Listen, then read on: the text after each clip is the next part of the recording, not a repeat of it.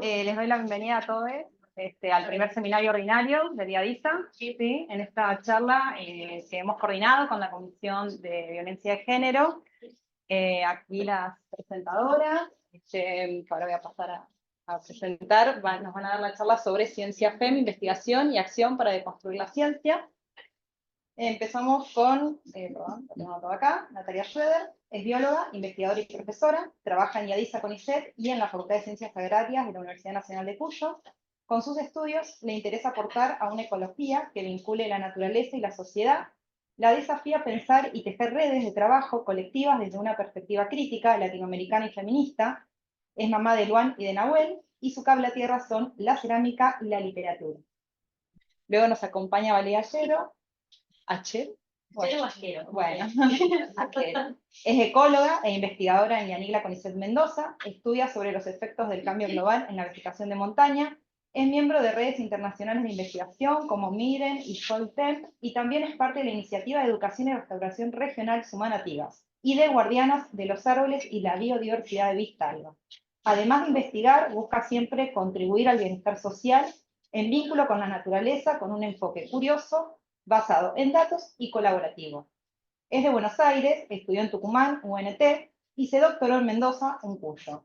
Tiene una familia federal llena de arte y ciencia. Es mamá de Uma y de Lautaro, viajera, disfruta la diversidad y la creatividad. Y finalmente, Daniela Rodríguez es bióloga, trabaja como investigadora en el Diadisa y como profesora de la Facultad de Ciencias Agrarias de Loncuyo, junto con Natalia. Sus trabajos e intereses se enfocan desde hace más de 20 años en entender la forma en que la naturaleza se vincula con las personas y viceversa. Hace 14 años se convirtió en mamá de Morena y de Camila, y desde entonces empezó un nuevo camino personal y académico vinculado al ser más que al hacer. El arte y la música son parte de su construcción cotidiana. Bueno, bienvenidas y muchas gracias. Bueno, gracias Jack por la presentación. Bueno, voy a parar. Gracias a todos, todas los presentes y los virtuales. Bueno, voy a arrancar yo, pero esta charla es una construcción entre las tres y más, como les vamos a contar. ¿Cómo ves? Adelante. ¿Para dónde? Adelante. Suele pasar.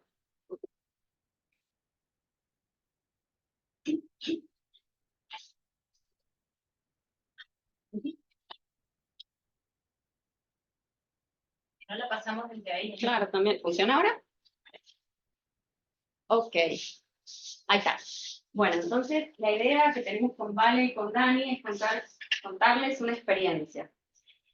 La experiencia de la colectiva Ciencia FEM, de la que formamos parte, y nuestra charla se estructura así: vamos a contar quiénes somos, qué nos motiva, cuáles son nuestras formas de trabajo, vamos a mostrar algunos resultados de investigación y otros logros, y terminaremos con algunas reflexiones. Bueno, Ciencia FEM surge como una colectiva feminista a fines del 2019, y durante la pandemia, principalmente. Durante nuestros primeros pasos tuvimos como objetivos netamente académicos, que tenían que ver con visibilizar brechas de género, en ecología en particular, porque es el campo de donde venimos la mayoría. Y nos motivaba la sensación de que había que obtener mejores datos, complejizar los análisis, integrar marcos conceptuales para poder diagnosticar mejor nuestra situación como ecólogas. Entonces, guiadas por 3 coordinadoras, colegas tucumanas, que además son las mentoras e ideólogas de este espacio, nuestras mentoras, nos fuimos sumando otras como voluntarias, otros también varones, y para empezar a reunir datos, hacer análisis y empezar a generar nuestras propias investigaciones. Pero bueno, con el proceso propio y el camino recorrido, estos primeros objetivos, que eran más bien académicos, se fueron ampliando, diversificando, nos fuimos yendo hacia otros campos del saber, y llegamos hasta hoy, que somos unos 23 integrantes, distribuidos en distintos puntos del país y también del extranjero. ¿Estoy tapando acá? Sí, pero el micrófono ya no, pero tapo un poco la chica. Bien, entonces, Como les digo, ampliamos nuestros objetivos al día de hoy. De hecho, este es un ejercicio que hicimos el año pasado, de volver a pensar los objetivos que tenemos. Identificamos 3. El primero es académico, que es identificar y visibilizar la inequidad de género en la ecología y en la ciencia argentina, los mecanismos que lo provocan y las acciones o prácticas para combatirlo. Nuestro segundo objetivo tiene que ver con nuestra formación, es organizar espacios de formación y debate amplio que enriquezcan nuestras investigaciones. Y el tercer objetivo tiene que ver con formas de trabajo. Nosotras queremos aportar a la construcción de nuevas formas de trabajo en ciencia más justas, horizontales y más solidarias. Bueno, y entrando un poquito ya en el tema de la problemática que nos convoca, sabemos que a lo largo de la historia los movimientos feministas han conseguido logros, grandes conquistas de derechos hacia la equidad de género. Pero en el ámbito académico, científico en particular, estos logros estuvieron más centrados en las posibilidades de acceso y permanencia de las mujeres en la educación superior, es decir, en la universidad. Y también en visibilizar el rol de nosotras como científicas. Y traigo, por ejemplo, el ejemplo que mencionábamos recién del 11 de febrero, que es el Día Internacional de la Mujer y la Niña en Ciencia, que busca eso, que generar vocaciones científicas en las niñas. O el de No Más Matildas, que es una campaña que busca visibilizar el aporte histórico de mujeres científicas que han sido históricamente invisibilizadas. Bueno, acá traemos algunos datos de la UNESCO. Los últimos que hay son del 2019, y acá tenemos que las mujeres científicas a nivel mundial somos menos del 30%. Los colorcitos, cuanto más oscuro, es más cercano a la paridad. Y como verán, a ver si puedo usar esto, sí, a ver.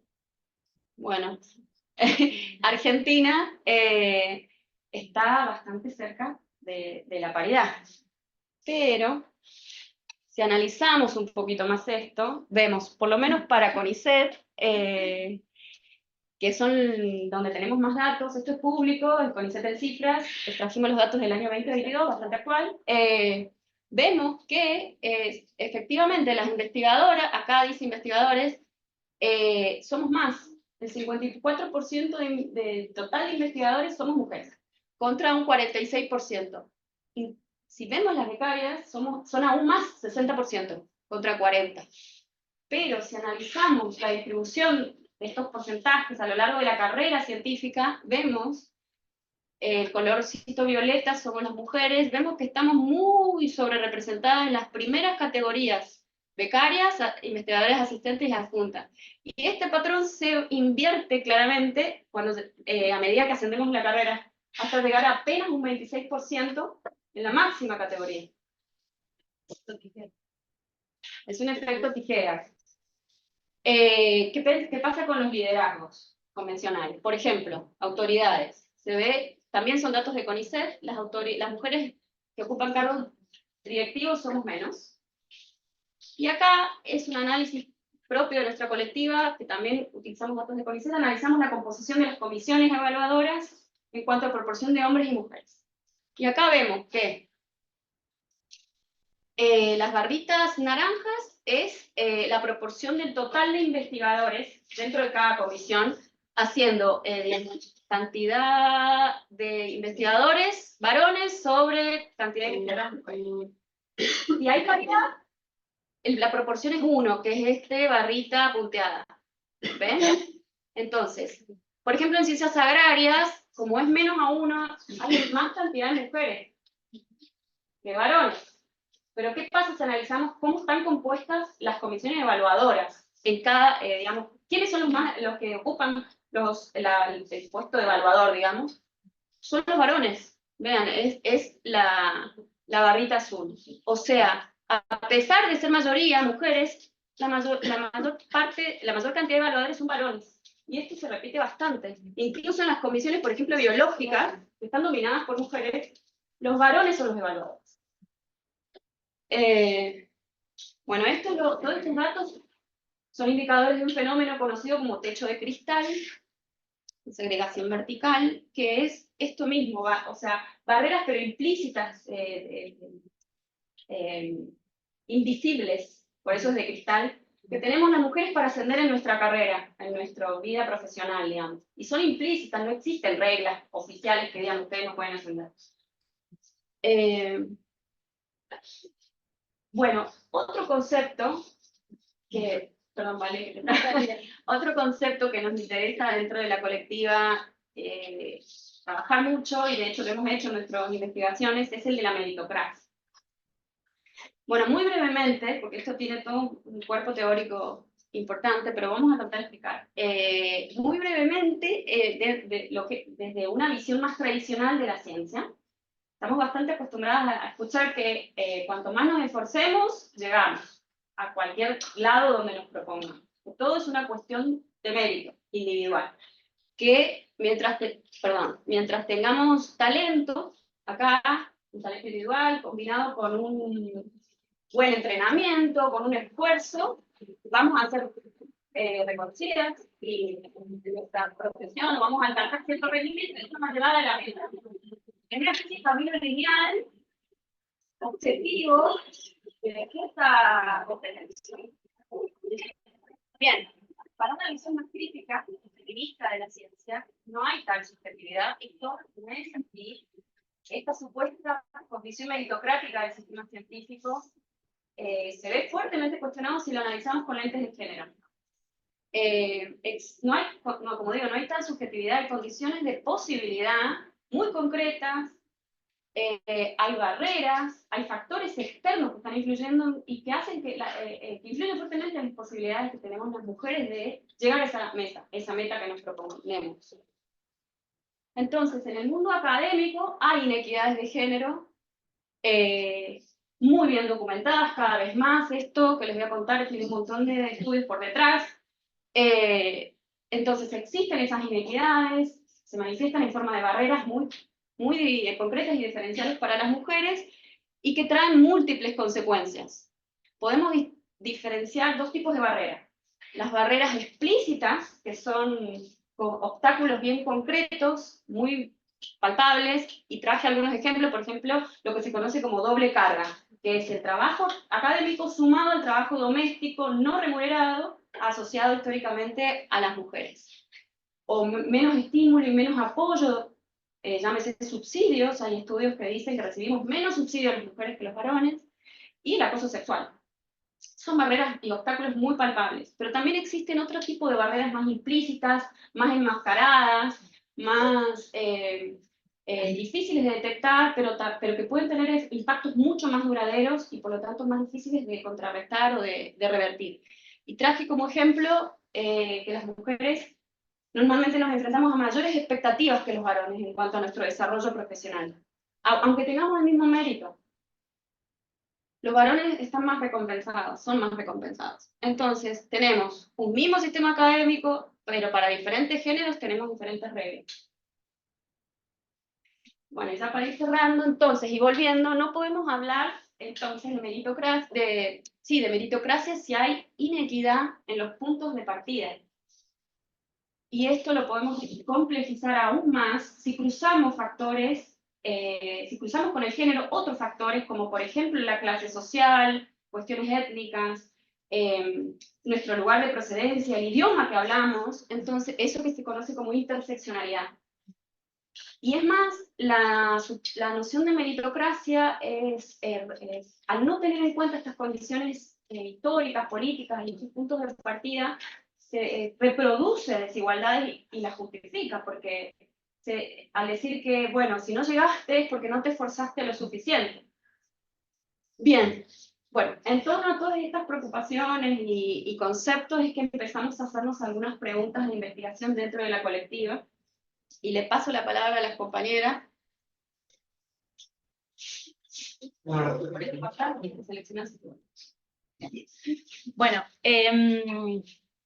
les contaba Nati, en el contexto de todos estos marcos teóricos y también realidades de vida de todas las que formamos parte de la colectiva, empezamos a hacernos algunas preguntas que surgieron entre 2019 y 2020 y se fortalecieron mucho en la pandemia.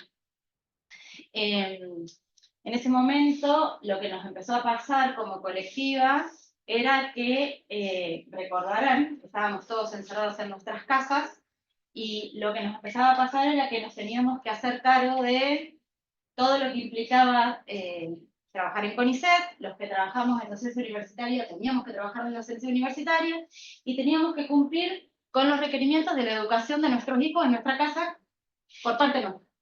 Entonces, eso también generó una sobrecarga en nosotras, y fue parte, esta colectiva, de una red de apoyo que no solo nos formó, sino nos consolidó, básicamente. Yo creo que la pandemia fue un hito que nos consolidó muy fuertemente. Y a partir de ahí empezamos a como encontrar y revisar cómo ir trabajando. Nati les contó que en un principio nos planteamos de una manera y que después teníamos 3 objetivos que los terminamos de ordenar en diciembre del 2023, y esto arranca en fines del 2019. O sea, como verán, es un proceso, digamos, la construcción es y sigue siendo un proceso, pero sí les queremos contar, antes de algunos resultados, cómo trabajamos, cómo elegimos trabajar, porque parte de nuestros objetivos es elegir y construir nuevas formas de trabajo. Entonces, una de las cosas... ¡Ay! Le erré de botón. Iba a pasar. No. Bueno, no toqué. Una de las cosas más importantes tiene que ver con cómo nos construimos de forma horizontal. Nuestro liderazgo es colectivo, no tenemos un liderazgo individual, nunca. Trabajamos de forma horizontal y por consenso. ¿Qué quiere decir esto? Que no es que se vota y gana la mayoría en los procesos de diálogo, sino que se discute y se trabaja a través del consenso de todos y todas en los procesos de decisión. ¿Sí? Siempre trabajamos de forma colectiva en la construcción de distintas instancias de comunicación de lo que hacemos, o los resultados, o la sensibilización, o la formación, que están asociados a seminarios, cursos o talleres.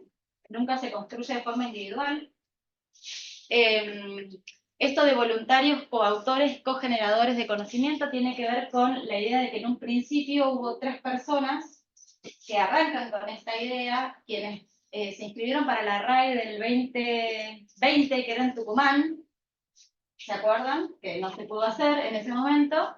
En distintas compañeras de Tucumán, para esa RAE, empezaron a circular la idea de una encuesta para ver qué nos pasaba a las ecólogas o los ecólogos argentinos, y a partir de esa encuesta es que surge la necesidad de un montón de información más asociada no solamente a las o los argentinos y las o las ecólogas, sino en relación a la ciencia en general, y empieza a crecer no solo la cantidad de gente, sino también los intereses y las diversidades temáticas asociadas a la colectiva. Bien. ¿Ahí se escucha mejor? Perdón. Generalmente trabajamos a partir de las lógicas de que alguien coordina un proceso.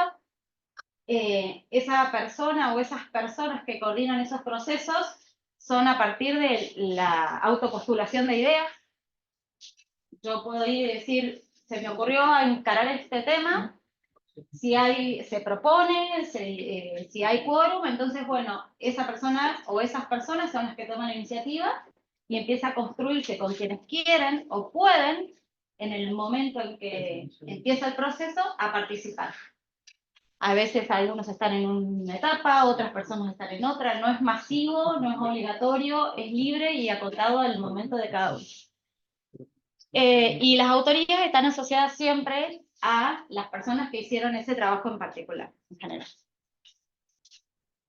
Bueno, peor ahí. Creo que se tapa lo de abajo. No, déjalo arriba, porque arriba de último está el título, Sí, dale, es más fácil. Gracias, Mir. Gracias.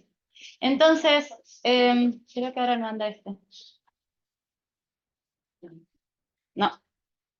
O ponerle el... Pasa. Ahí pasa.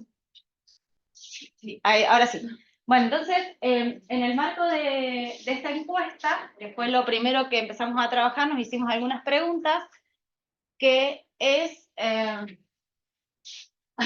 ¿Cómo te... Pucha. Bueno, básicamente tiene que ver con cómo se distribuyen las tareas de cuidado en las casas y cómo esto afecta el rendimiento en los procesos de investigación.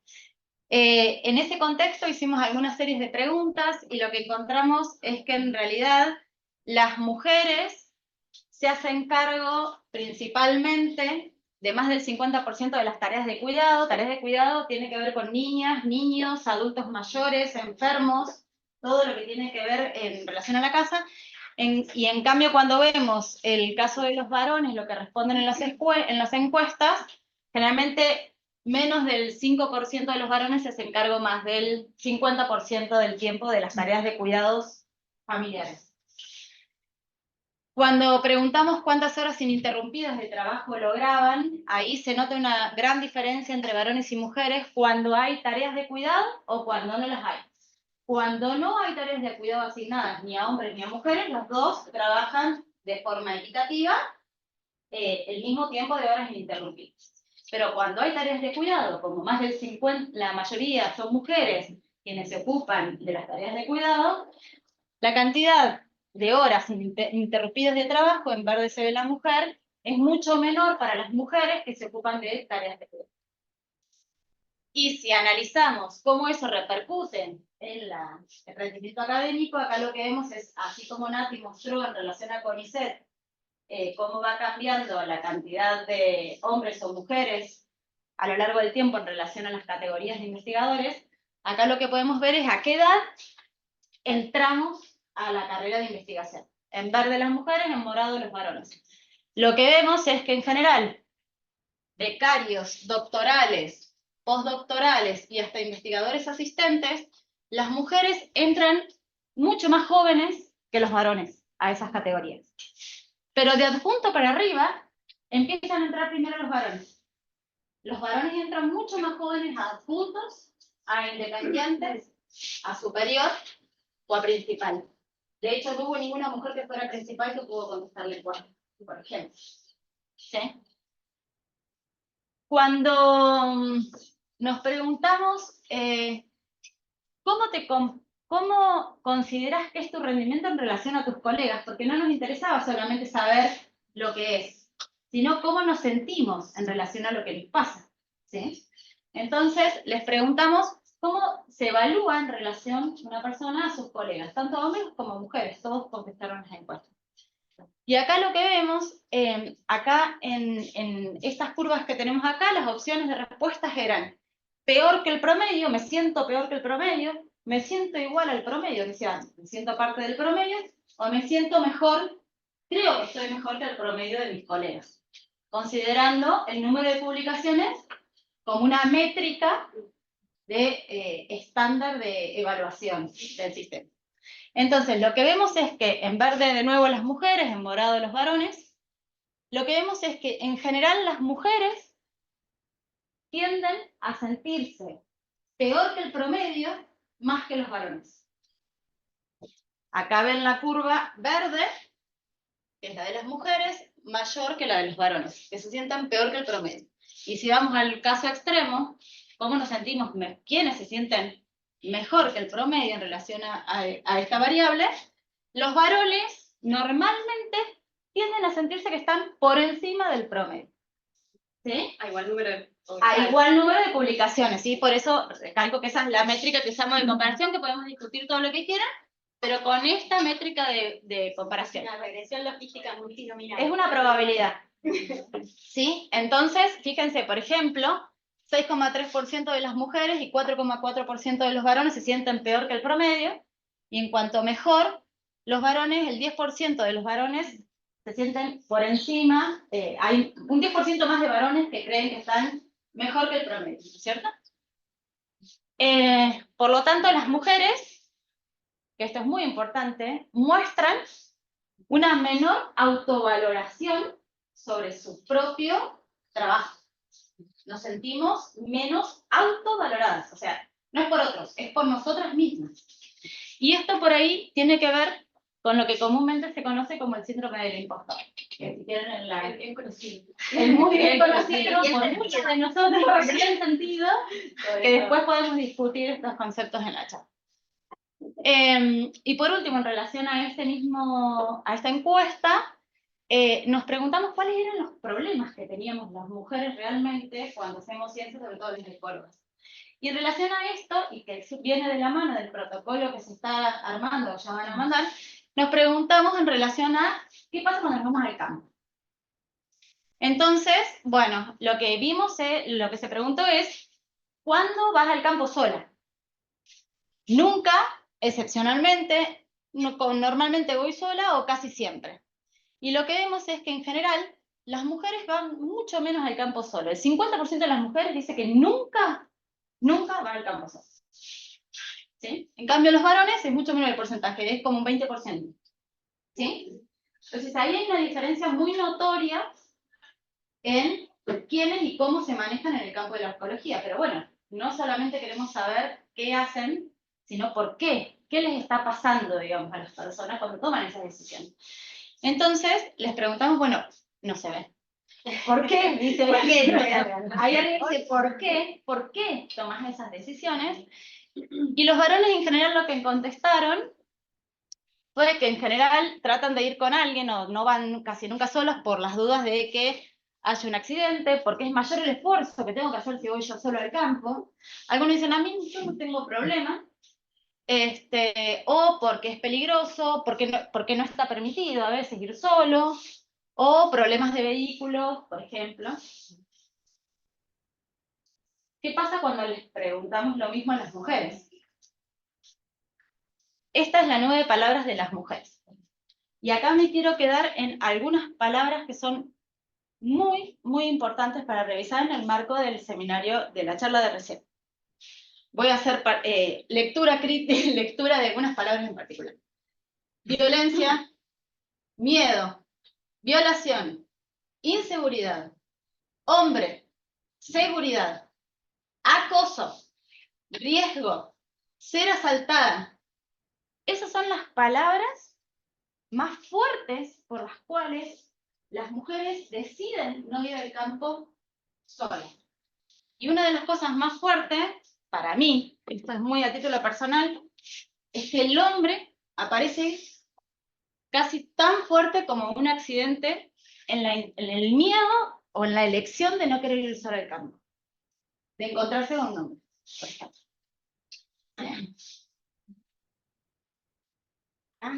Te toca. ¿Cómo se está para? Para pasar. Bueno, les cuento un poquito sobre una pregunta de investigación en la que participo un poquito más activamente. Y acá hacíamos referencia a esto, que es una pregunta bastante explorada, digamos, que si existe un sesgo de género en las publicaciones de ecología, digamos, en las autorías de las publicaciones de ecología, ¿sí? Esta pregunta, digamos, en general ha sido explorada de una forma un poquito más cuantitativa, ¿sí? Muchas veces hablando de cuánto es la productividad de un género versus el otro, cuánto es las citas que recibe un género versus el otro, ¿sí? Pero nosotros hicimos énfasis en el orden. En el orden en el sentido de, en una cadena de autores, digamos, de coautores en un trabajo publicado, ¿sí? Ver cómo aparecen los géneros en esa cadena, digamos, en qué orden aparecen. Eso es lo que nos interesaba explorar un poquito. Y para esto hicimos un análisis bibliométrico, ¿sí? Generando una base de datos que yo no formé parte de la generación, es una locura, son 22 años de datos, son más o menos el análisis es en 11.000, 12.000 papers, digamos, que fueron clasificados uno por uno, todos los coautores, lamentablemente, a pesar de que el mundo es mucho más divertido y diverso, en un código binario de hombre-mujer. Lamentablemente ese es el enfoque que pudimos abordar. Y eso les quiero quedar claro que están codificados todos los coautores, digamos, como primer paso para este análisis, en 0 y 1. 0 son los varones, 1 son las mujeres. ¿Sí? Este es el primer datito que empezamos a generar. Esa base de datos está publicada, digamos, con todas las coautoras en el CONICET, disponible. Y para preguntarnos cómo el orden, digamos, de coautores, cómo es la contribución femenina, digamos, en este orden de coautores, aplicamos un índice de contribución femenina que no les voy a pedir que aprendan la fórmula, siempre yo mostrando fórmulas, ya me conocen varios, pero básicamente lo que hace el índice es algo que nos interesaba representar. Reparte la torta, digamos, de los créditos de una autoría entre todos los coautores. Además de eso, le asigna un valor mayor al primer autor, suponiendo que el primer autor del paper es el que más contribuye, digamos, en tiempo, laburo y coordinación a que ese paper salga publicado. Y además, cuanto mayor es el número de autores, menos torta para cada uno. Entonces, si ven acá, Es la de abajo, la acción. Sí, la de abajo no. No, así. Bueno, sí, les muestro cómo se ejemplifica el aplicar este índice, ¿no? Que es un índice de un trabajo de Hagen del 2008, que está buenísimo leer el trabajo también, si quieren. La tortita, si son dos coautoras femeninas, se reparte de esta forma, ¿no? La primera mujer recibe un poquito más que la segunda de crédito porque equilibra, como les decía. Si hay autores mixtos, un paper con autoría mixta, acá en el segundo caso, esta torta se lee como en las agujas de reloj. El primer autor siempre recibe más crédito, ¿eh? Se lleva más parte de la torta la primera autora. Los varones no aportan, porque se acuerdan que yo antes les dije que se codificaba 0 y 1, ¿sí? Y esta fórmula es la sumatoria, digamos, de la contribución por el género, entonces los varones no están aportando. Sí. Perdón. El segundo autor o autora recibe más puntaje que la tercera. Que la tercera, eso. O sea, están suponiendo que el orden de importancia de la contribución es el orden en que aparecen los autores, exactamente. Bueno, sí, bueno, después lo podemos hablar. Sí, ya hablamos. Esta cuestión de que el último puede ser Está charlando y lo es como sí, eso fue un horror, pero bueno, sí, fue una charla de años. Hay que tomar decisiones. Sí, ¿Algo más? ¿Más adelante? No. Soy petita, no me ven. No, por la línea de corte es que la persona no es una cruz. Bueno, este es el ejemplo, nada más les quería mostrar el ejemplo de cómo se reparten, digamos, los créditos en papers de distinta composición de autores, ¿no? Era para que esa fórmula difícil se traduce en esa torta, comer torta. Y lo que hicimos después de repartir los créditos en cada uno de estos 11.000 papers, 16.000 autorías, fue contrastar el índice de contribución femenina que calculamos observado, digamos, de todos los papers, con simulaciones de un escenario, digamos, aleatorio, donde se mantiene la proporción de mujeres de cada paper, pero se aleatoriza el orden, ¿sí? Entonces, puedes aparecer primero, segunda, tercera, digamos, al azar. La idea es comparar el índice observado, digamos, calculado con los datos, versus un índice que es el orden aleatorio. ¿Qué pasaría?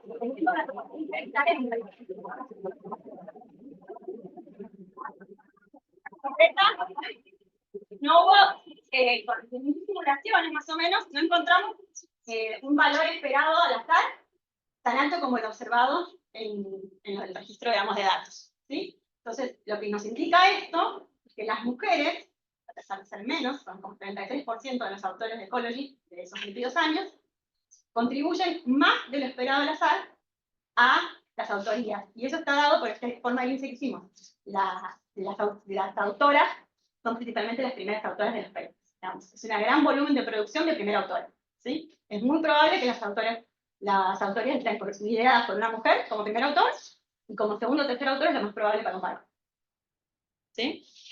Bueno, esto, patrón, nos sorprendió bastante. De hecho, este paper, bueno, está siendo analizado en PLOS. Vamos a ver qué nos dicen, pero bueno, nos parecía interesante esta idea de una nueva forma de sesgo, digamos. Esta idea de la sobrecontribución.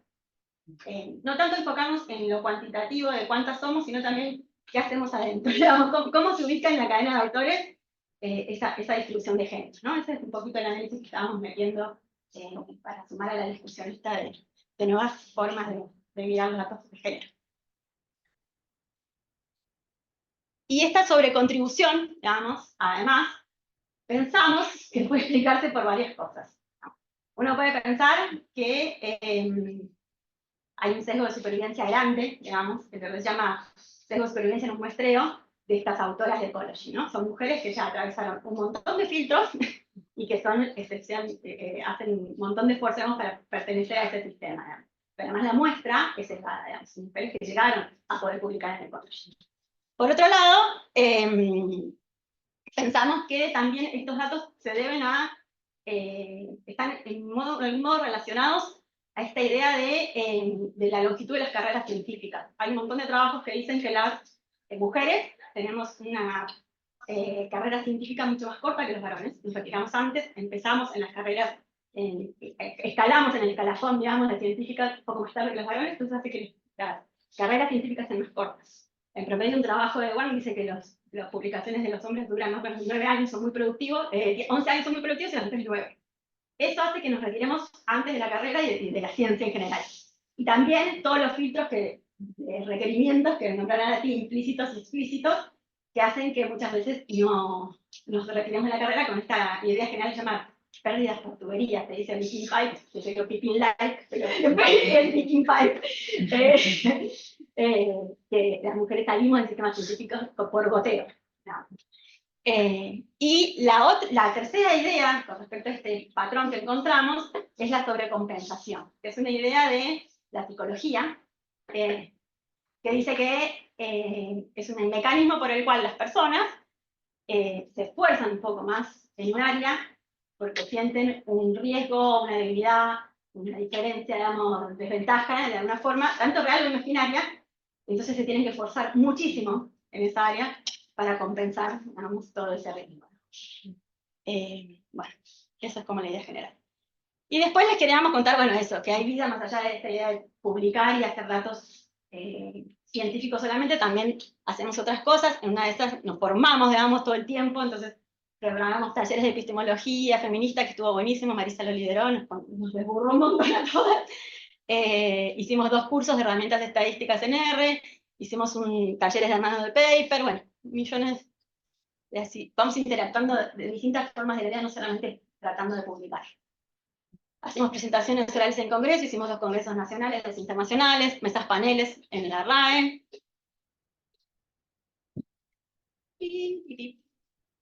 Y en la calle, obviamente.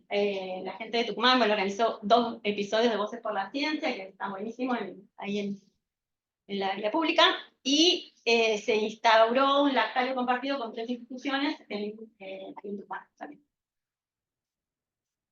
Así que bueno, cae toda la gente para que vean caras, no somos nosotras 3, es un montón de gente participando.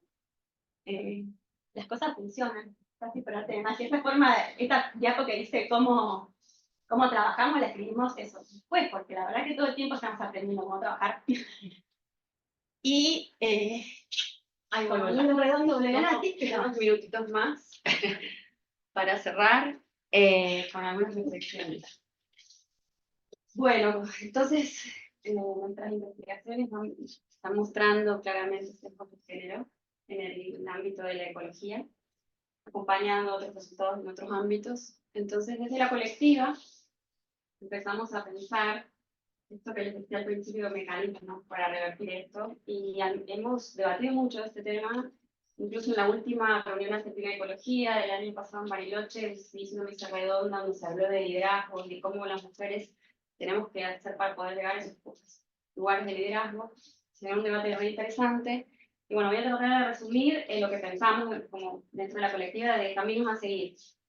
Creemos que para tratar o lograr un desarrollo académico muy equitativo hay que trabajar por lo menos en 2 planos.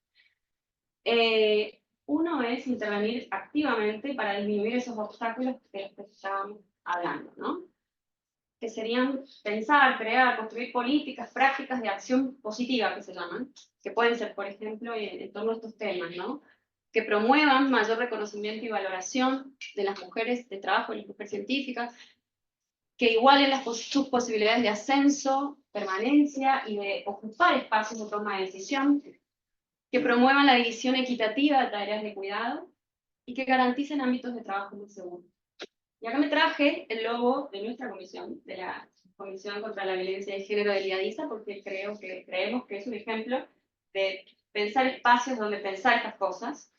Y como contamos más temprano, estamos trabajando en el último punto, colaborando con el observatorio y con el espacio, con el Comité de Seguridad e Higiene para hacer ese protocolo de buenas prácticas para salidas de campo con perspectiva de género. Pero bueno, también en CONICET tenemos algunos ejemplos. Por ejemplo, este que es CONICET del año 2017 dispuso otorgar avales a eventos con representación de género. Y este otro más nuevito del año 2022, que es un subsidio para gastos de tareas de cuidado del primer ciclo. Pensamos que estas prácticas son importantes, son necesarias, estas políticas, pero no son suficientes. Creemos que hay que ir por más y que hay que ir por cambios más estructurales. Que tienen que ver con imaginar, proponer nuevas formas de construir comunidad científica. Transformando lo que algunas autoras hablan o proponen que es transformar o reconfigurar el sujeto de conocimiento. ¿Qué significa? Más o menos, voy a intentar explicar. Históricamente la ciencia o el trabajo científico ha sido pensado y creado por y para varones. Y para un cierto grupo de varones. O por un cierto grupo de varones. Las mujeres hemos entrado al juego hace relativamente poco, incluso con un montón de dificultades que estamos buscando. Entonces estamos intentando permanentemente acomodarnos a un sistema que no fue pensado ni creado para nosotras. Entonces necesitamos transformar eso, ampliarlo, diversificarlo, no solamente en términos de pensar, digamos, en qué producto generar o qué tipo de conocimiento, sino cómo hacerlo, para qué y para quiénes. Y bueno, y acá me traje el logo de la colectiva porque creen que, bueno, uno de nuestros objetivos es ese, aportar a construir nuevas formas, otras formas distintas de trabajo en ciencia, más colectivas, más colaborativas, horizontales, más cuidadas, porque no monótonas. Y creemos que, bueno, como hemos mostrado, somos evidencia que es posible, de que no es utópico, y esperamos que esto pueda inspirar a otras personas a que se sumen o impulsen esta transformación. Así que creo que esta es la última. Muchas gracias a todos.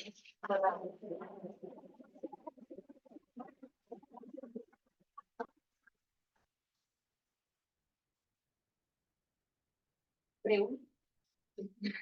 Ah, yo le metí. La gente que está online puede escribir en el chat. Claro. Acá, bueno, Silvia Lomáscola escribe. Tal vez no soy objetiva, pero solo felicitarla. Hermosa y clarísima presentación.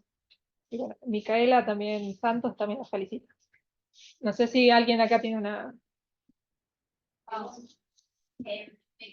Me quedé pensando cuando hablabas de las barreras explícitas e implícitas, y me quedé con ganas de pensar por ahí entre todos ejemplos de barreras implícitas, porque me costaba un poco más identificar. Bueno, empecemos. Yo traje este ejemplo porque es bastante, y además se relacionaba un poco con lo que nosotras llegábamos a mostrar, digamos, de los resultados,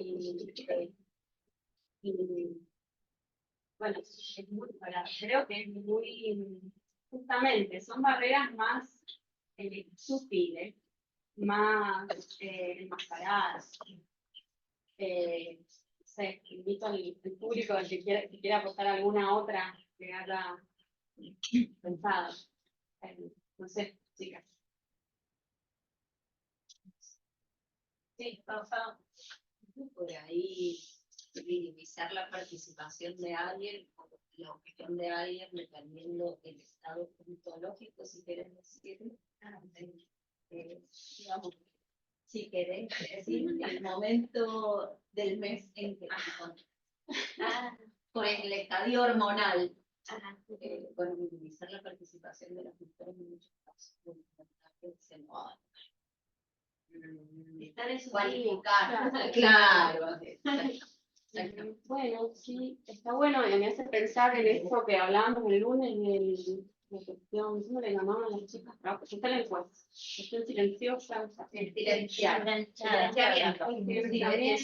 Y cuando estamos en reuniones, muchas veces nuestra voz no es muy, no sé, escuchada o se nos pisa más, no sé, no se nos da la palabra, empezando ahora, ¿no? Claro. Que nos corrige permanentemente.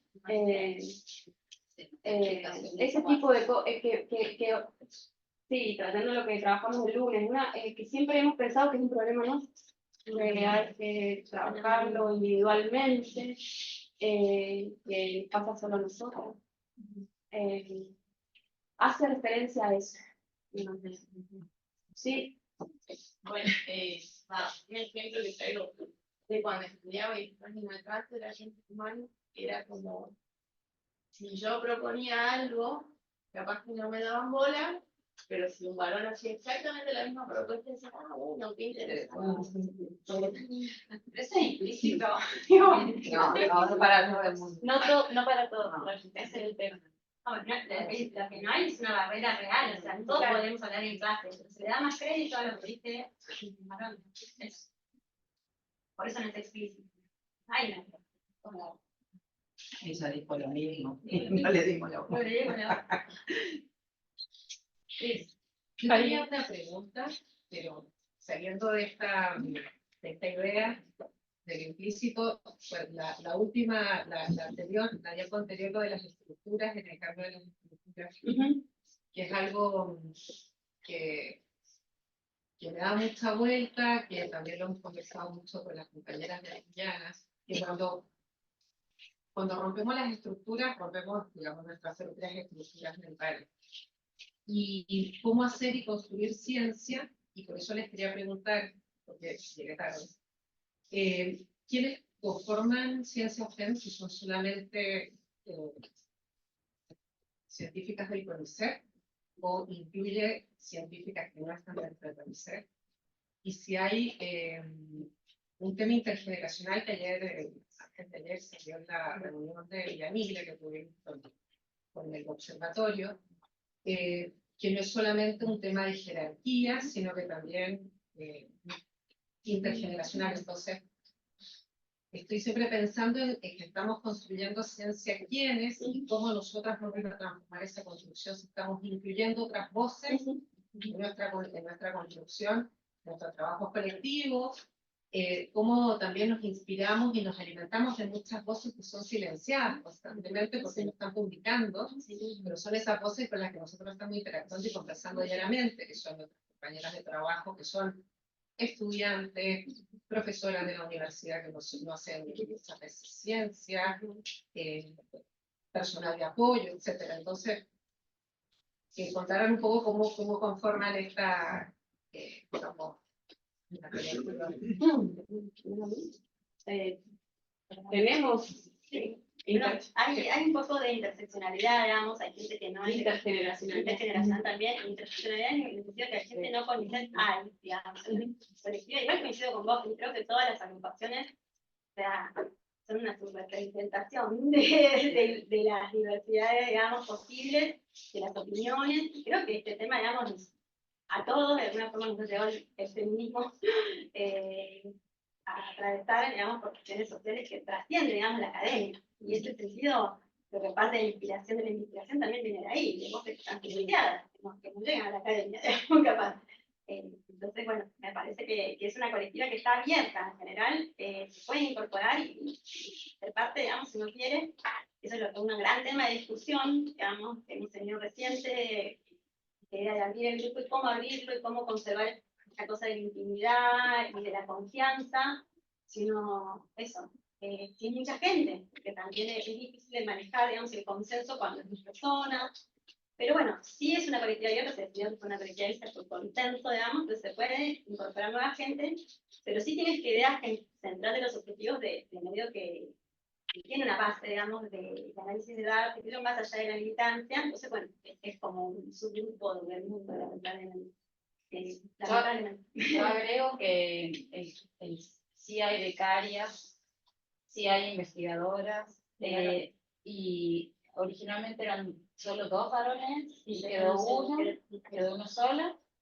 Pero hay de distintas categorías, hay no investigadoras, o sea, no gente que no es de CONICET, gente de otros países también.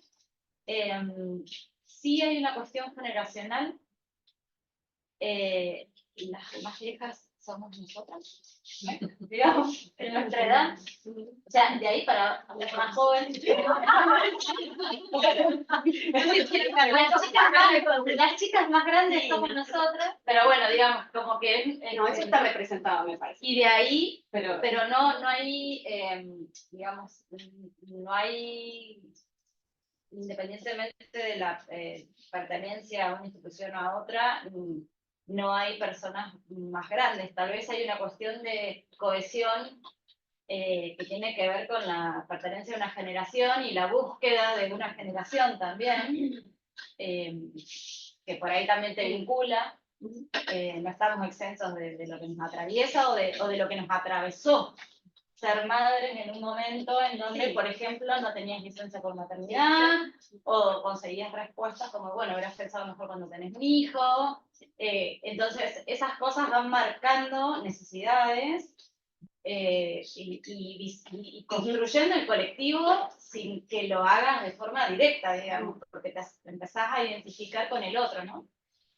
No hay, pensando en eso, no hay personas, no sé, el máximo que sean 50 años. Sí. Yo esta charla le iba a poner comadreando la ciencia de comadres, digamos, porque somos como, realmente gran parte de la colectiva tenemos una historia de comadres, digamos, juntas. Pero no todas, y hay distintas, digamos, distintas como estratos generacionales, como vamos a decir. Pero bueno.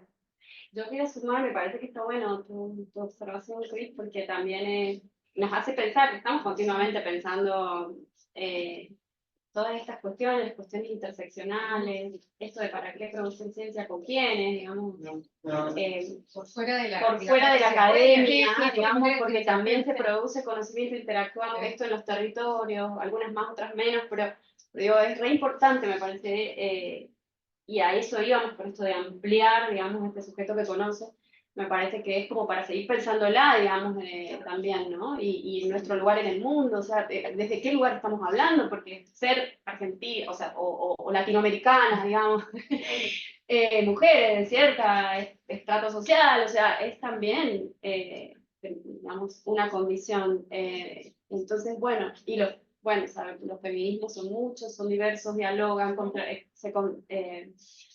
confrontan, digamos, entonces, bueno, es una permanente intención de seguir formándonos. Hay algo que sí me gustaría decir que me parece que está bueno compartir, es que estuvimos siempre como esta discusión hasta dónde profundizar conceptualmente el mensaje, hasta dónde meter, digamos, sabemos todo, no desconocemos estas complejidades dentro de los feminismos, pero también se nos presentaba la necesidad de llegar al público, por decirlo, de nuestro palo, de la ecología, que digamos, y que no que descree las desigualdades, que no